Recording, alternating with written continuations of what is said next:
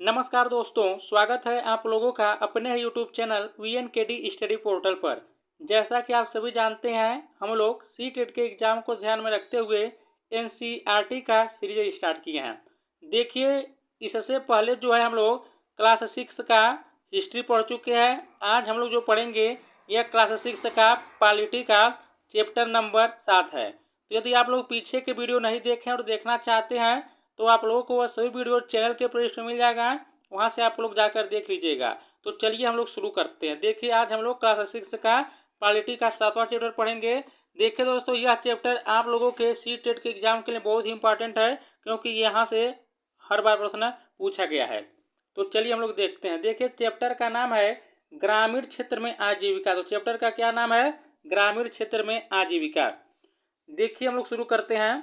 पहले पाठ में हमने अपने जीवन में मौजूद अनेक तरह की विविधताओं पर नजर डाली। हमने इस पर भी विचार किया कि अलग अलग क्षेत्रों में रहने से वहाँ के लोगों के काम धंधे पर कैसे असर पड़ता है।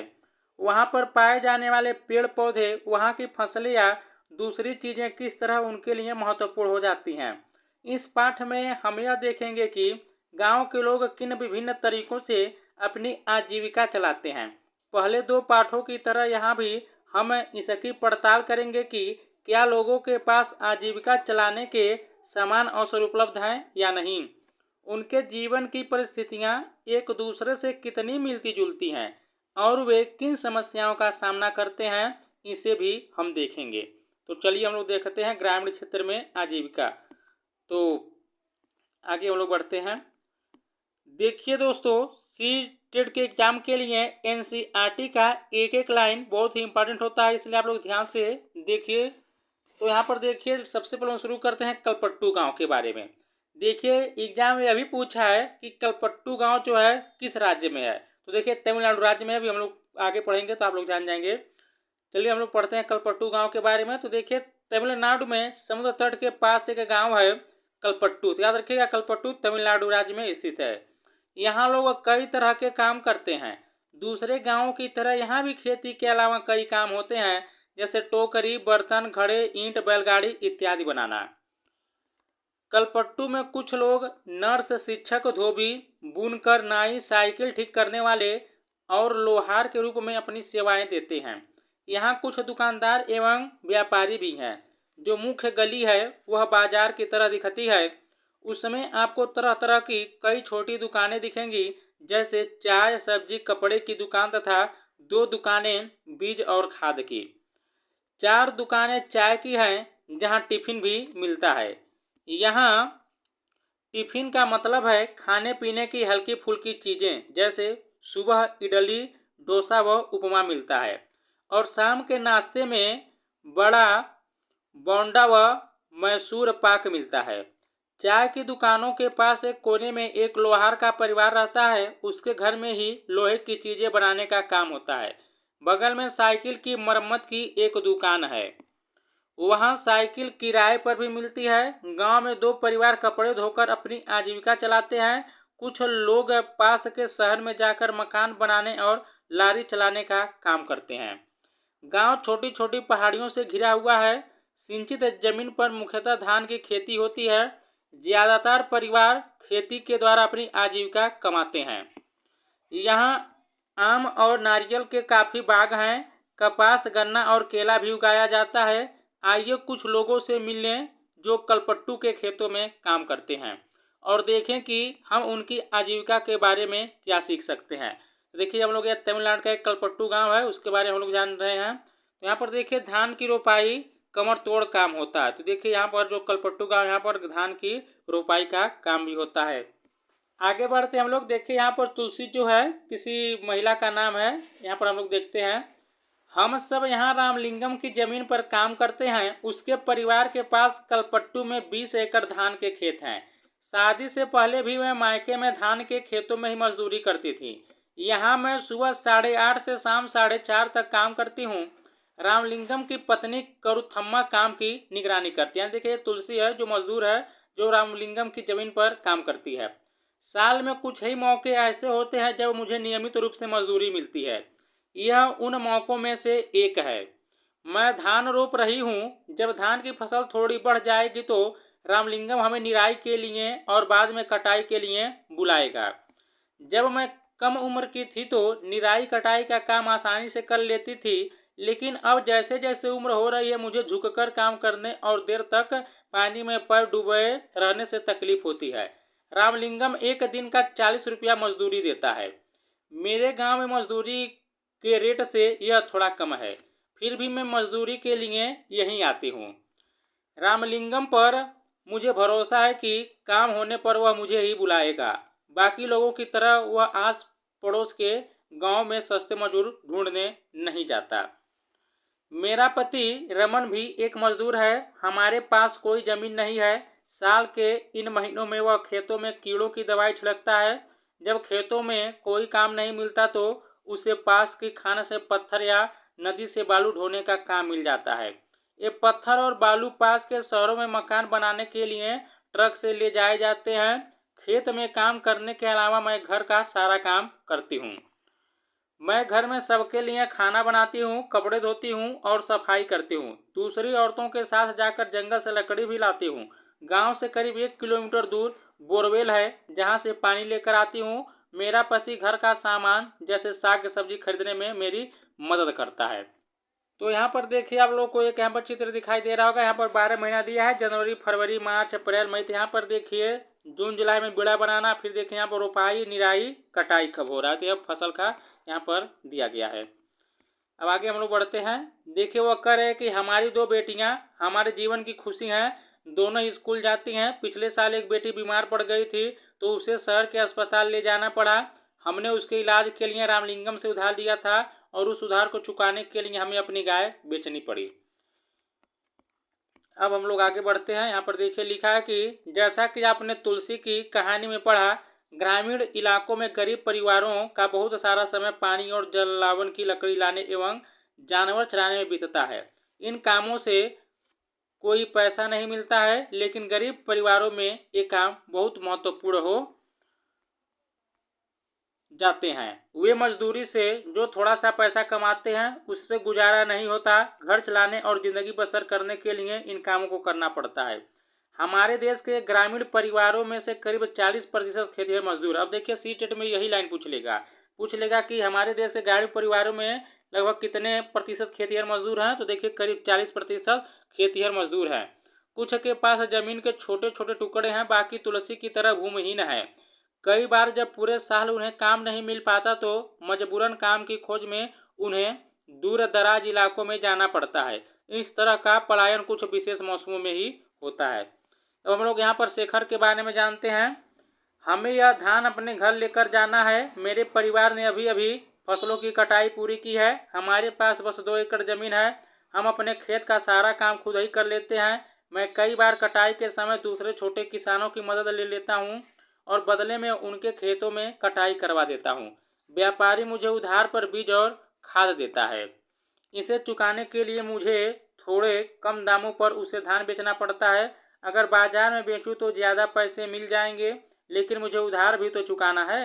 व्यापारी ने किसानों को याद दिलाने के लिए अपना एजेंट भेजा है कि जिन किसानों ने उधार लिया है वे उसी को अपना धान बेचें। मुझे अपने खेत से 60 बोरी धान मिलेगा। इनमें से कुछ से मैं अपना उधार चुका दूंगा और बाकी घर में लग जाएगा, लेकिन मेरे हिस्से में जो आता है वह सिर्फ 8 महीने तक ही चल पाता है। इसलिए मुझे और पैसा कमाने की ज़रूरत पड़ती है। इसके लिए मैं रामलिंगम की चावल की मिल में काम करता हूँ। वहाँ मैं पड़ोसी गांव के किसानों से धान इकट्ठा करने में उसकी मदद करता हूँ। हमारे पास एक संकर गाय भी है। उसका दूध हम यहीं की सहकारी समिति में बेच देते हैं। इससे रोज के खर्चों के लिए थोड़ा और पैसा मिल जाता है। तो यहाँ पर आप लोग देख सकते हैं यह थ्रेसर में जो है देखिए लोग फसल अपना जो है इसमें लगा रहे हैं। आगे देखते हैं हम लोग कर्ज लेने पर। जैसा कि आपने ऊपर पढ़ा, कई बार शेखर जैसे किसान जरूरी चीज़ें खरीदने के लिए पैसा कर्ज लेते हैं। अक्सर ये पैसा बीज खाद और कीटनाशक खरीदने के लिए साहूकार से कर्ज लिया जाता है। अगर बीज अच्छी किस्म के नहीं होते या फसल को कीड़ा लग जाता है तो पूरी फसल बर्बाद हो सकती है। बारिश पूरी नहीं होने पर भी फसल खराब हो सकती है। ऐसी स्थिति में किसान अपना उधार नहीं चुका पाते हैं। कई बार परिवार चलाने के लिए उन्हें और पैसा कर्ज के तौर पर लेना पड़ता है। जल्दी ही कर्ज इतना बढ़ जाता है कि किसान कितना भी कमा ले वो उसे चुका नहीं पाता। इस स्थिति में कहते हैं कि किसान कर्ज तले दब गया। पिछले कुछ सालों में यह किसानों की विपदा का मुख्य कारण बन गया है। कई क्षेत्रों में किसानों ने कर्ज के बोझ से दबकर आत्महत्या तक कर ली है। तो देखिए सी-टेट में कथन वाले प्रश्न यहीं से सब बनते हैं। अब हम लोग यहाँ पर देखते हैं कि रामलिंगम और करुथम्मा। जमीन के अलावा रामलिंगम के परिवार के पास एक चावल की मिल है और बीज व कीटनाशक बेचने के लिए एक दुकान है।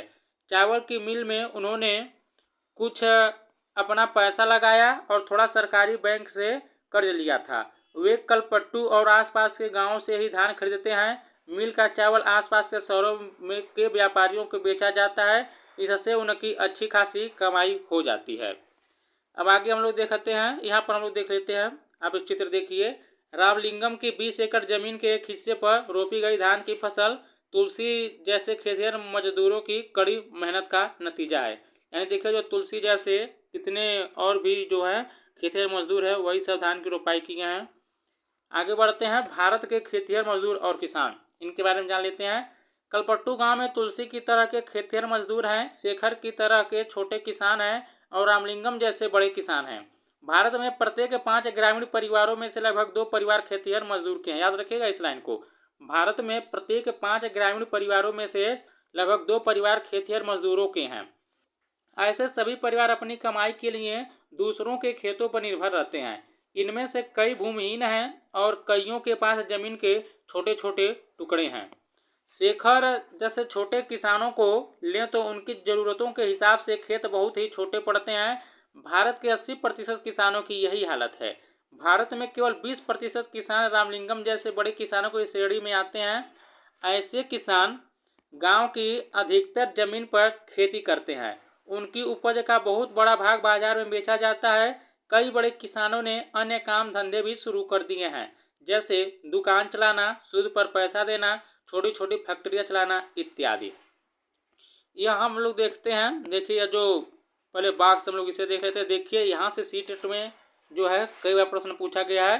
तो देखिए यह नागालैंड की सीढ़ीनुमा खेती है। देखिए एग्जाम पूछ लेता है कि किस राज्य के लोग सीढ़ीनुमा खेती करते हैं, तो नागालैंड के। अब देखिए यही नहीं, यह भी पूछता है कि किस जगह में ये लोग खेती करते हैं।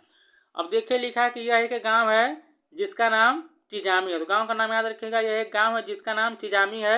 यह नागालैंड के फेक जिले में है। तो यह गांव कहाँ पर है? नागालैंड के फेक जिले में है। इस गांव में रहने वाले लोग चखेसंग समुदाय के हैं। देखिए एग्जाम में यह भी पूछा है, यदि आप लोग प्रीवियस ईयर का प्रश्न देखेंगे तो इसमें यह भी पूछा है कि जो यह गांव है यानी कि नागालैंड में जो सीढ़ीनुमा खेती करते हैं, जो फेक जो जिला में या जो गाँव है उसमें किस समुदाय के लोग रहते हैं? तो चखेसंग समुदाय। क्या रखेगा? चखेसंग समुदाय के। वे सीढ़ीनुमा खेती करते हैं। इसका मतलब है कि पहाड़ी की ढलाऊ जमीन के छोटे छोटे सपाट टुकड़ों में बांटा जाता है और उस जमीन को सीढ़ियों के रूप में बदल दिया जाता है। प्रत्येक सपाट टुकड़े के किनारे को ऊपर उठा देते हैं जिससे जो है पानी भरा रह पाए। यह चावल की खेती के लिए सबसे अच्छा है। चिजामी के लोगों के पास अपने अपने खेत हैं, लेकिन वे इकट्ठे होकर एक दूसरे के खेतों में भी काम करते हैं। वे 6 से 8 लोगों का एक समूह बनाते हैं और इकट्ठे मिलकर पहाड़ के एक हिस्से पर घास पतवार साफ करते हैं। जब दिन का काम खत्म हो जाता है तो सारा समूह इकट्ठे बैठकर खाना खाता है। ऐसा कई दिनों तक चलता रहता है जब तक काम खत्म नहीं हो जाता। तो आप लोग देख सकते हैं नागालैंड में जो हम लोग चखेसंग समुदाय के बारे में पढ़े जो किस प्रकार का खेती करते हैं। अब आगे हम लोग यहाँ पर देखते हैं। हमने कलपट्टू में होने वाली खेती के बारे में पढ़ा। ग्रामीण क्षेत्रों में खेती के साथ साथ लोग जंगल की उपज और पशुओं आदि पर निर्भर रहते हैं। उदाहरण के लिए मध्य भारत के कुछ गांवों में खेती और जंगल की उपज दोनों ही आजीविका के महत्वपूर्ण साधन है। महुआ बीनने, तेंदू के पत्ते इकट्ठा करने, शहद निकालने और इन्हें व्यापारियों को बेचने जैसे काम अतिरिक्त आय में मदद करते हैं। इसी तरह सहकारी समिति को या पास के शहर के लोगों को दूध बेचना भी कई लोगों के लिए आजीविका कमाने का मुख्य साधन है। समुद्र तटीय इलाकों को हम देखते हैं कि पूरे के पूरे गांव मछली पकड़ने में लगे हुए हैं। यानी जितने भी समुद्र तटीय इलाके हैं वहाँ के पूरे लोग कहाँ पर लगे हुए हैं? तो मछली पकड़ने में। आगे अरुड़ा और पारिवेलन के जीवन के बारे में पढ़कर मछली पकड़ने वाले एक परिवार के बारे में थोड़ा और जानें। यह परिवार कलपट्टू के पास पुदुपेट नाम के गांव में रहता है। देखिए यह जो मछली पकड़ने वाले परिवार कहाँ पर रहते हैं, कलपट्टू के पास ही पुदुपेट नाम के गांव में रहते हैं। अब इसके बारे में हम लोग जान लेते हैं। तो यहाँ पर देख सकते हैं आप लोग, यह नाव है, नाव पर देखिए यहाँ पर मछली आपको दिखाई दे रही होगी, जाल से लोग मछली पकड़ रहे हैं। तो चलिए हम लोग देखते हैं। तो यहाँ पर देखिए अरुणा और पारिवेलन, पुदुपेट कलपट्टू से ज़्यादा दूर नहीं है। यहाँ लोग मछली पकड़कर अपनी आजीविका चलाते हैं। उनके घर समुद्र के पास होते हैं और वहाँ चारों ओर जाल और कैटा मरेन यानी मछुआरों की खास तरह की छोटी नाव की पंक्तिका दिखाई देती है। देखिए एग्जाम में पूछा है कि कैटा मरेन क्या होता है, तो आप लोग जान लीजिए कैटा मरेन क्या होता है। देखिए सुबह 7 बजे समुद्र किनारे बड़ी गहमी रहती है। इस समय सारे कैटामरैन मछलियां पकड़कर लौट आते हैं। यानी देखिए जो मछली पकड़ने का काम करते हैं उन्हें ही कैटामरैन कहा जाता है। मछली खरीदने और बेचने के लिए बहुत सारी औरतें इकट्ठी हो जाती हैं। मेरा पति पारिवेलन, मेरा भाई और जीजा आज बड़ी देर से लौटे। मैं बहुत परेशान हो गई थी। ये हमारे कैटामरैन में इकट्ठे ही समुद्र में जाते हैं। उन्होंने बताया कि आज वे तूफान में फंस गए थे। आज जो मछलियां पकड़ी गई उनमें से मैंने परिवार के लिए कुछ मछलियां एक तरफ उठा कर रख दी, बाकी मैं नीलाम कर दूंगी। इस नीलामी से जो पैसा मुझे मिलता है वह 4 भागों में बढ़ जाता है। 3 हिस्से उन 3 लोगों में बढ़ जाते हैं जो मछली पकड़ने जाते हैं, बाकी एक हिस्सा उसे मिलता है जिसकी नाव और जाल वगैरह होते हैं। चूँकि जाल कैटामरैन और उसका इंजन हमारे हैं तो वह हिस्सा भी हमें ही मिल जाता है। हमने बैंक से उधार लेकर एक इंजन खरीदा है जो कैटामरैन में लगा हुआ है। इससे ये लोग समुद्र में दूर तक जा पाते हैं और ज़्यादा मछलियाँ मिल जाती है। देखिए कैटामरैन जो है एक विशेष प्रकार का नाव है, ये आप लोग जानिएगा। नीलामी में जो औरतें यहाँ से मछलियाँ खरीदती हैं वे टोकरे भर भर कर पास के गांव में बेचने के लिए जाती हैं। कुछ व्यापारी भी हैं जो शहर की दुकानों के लिए मछलियाँ खरीदते हैं। मैं दोपहर 12 बजे तक ही नीलामी का काम निपटा पाती हूँ। शाम को मेरा पति और बाकी रिश्तेदार मिलकर जाल को सुलझाते हैं और उसकी मरम्मत करते हैं। कल सुबह 2 बजे वे फिर समुद्र की तरफ चल देंगे। हर साल मानसून के दौरान करीब 4 महीने तक वे समुद्र में नहीं जा पाते क्योंकि यह मछलियों के प्रजनन का समय होता है। देखिए जब मानसून आता है तब जो है मछलियों के प्रजनन का समय होता है। इन महीनों में हम व्यापारी से उधार लेकर अपना गुजारा चलाते हैं। इस कारण बाद में हमें मजबूरी में उसी व्यापारी को मछली बेचनी पड़ती है और हम खुद खुली नीलामी नहीं कर पाते। वे खाली महीने काटना सबसे मुश्किल होता है। पिछले साल सुनामी के कारण हमारा बड़ा नुकसान हुआ। तो यहाँ पर आप लोग देख सकते हैं यह औरतें हैं जो मछली बेच रही हैं बाजार में जाकर। तो यहाँ पर देखिए लिखा है कि स्थानीय बाजार में मछलियाँ बेचती हुई मछुआरी ने। अब आगे हम लोग देखते हैं कि ग्रामीण क्षेत्रों में आजीविका के साधन क्या हैं। ग्रामीण क्षेत्रों में लोग अपनी आय विभिन्न तरीकों से कमाते हैं। कुछ खेती बाड़ी का काम करते हैं और कुछ अन्य काम करके अपनी आजीविका चलाते हैं। खेती में कई तरह के काम शामिल हैं जैसे खेत तैयार करना, रोपाई, बुआई, निराई और कटाई। फसल अच्छी हो इसके लिए हम प्रकृति पर निर्भर हैं। इस तरह जीवन रीतियों के इर्द गिर्द ही चलता है। बुआई और कटाई के समय लोग काफ़ी व्यस्त रहते हैं और दूसरे समय काम का बोझ कम रहता है।